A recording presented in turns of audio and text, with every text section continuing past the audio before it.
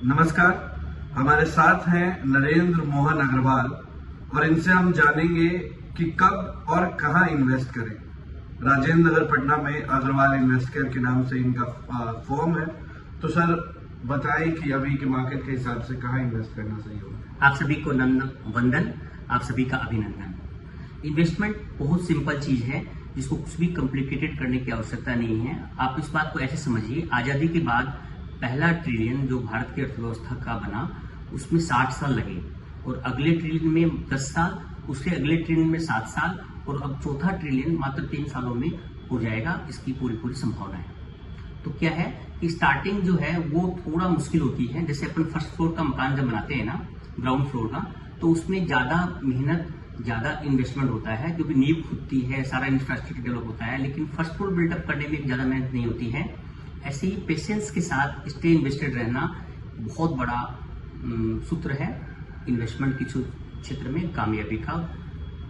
Stay invested रहना बहुत बड़ा एक फार्मूला है सक्सेसफुल इन्वेस्टिंग का।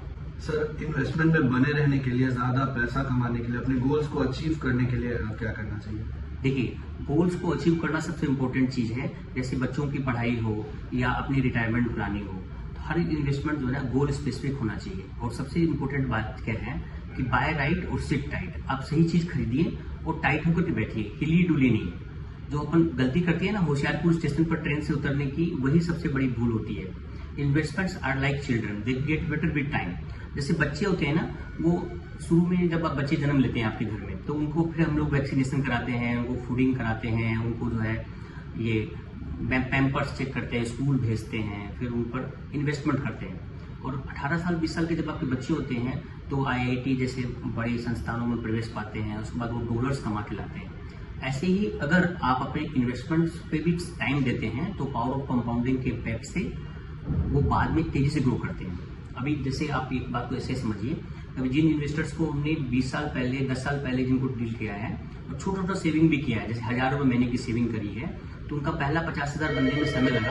लेकिन आज जो है वो हर साल उनके उसी इन्वेस्टमेंट से लाखों रुपए उनकी वैल्यू में एड ऑन हो रहे हैं। Thank you so much Narendra sir, आपने हमें इतना टाइम दिया और हमारे ऑडियंस को ढेर सारी शुभकामनाएं कि आप इन्वेस्टमेंट की जर्नी को बहुत अच्छे से तय करें। Agarwal invest care is always with you.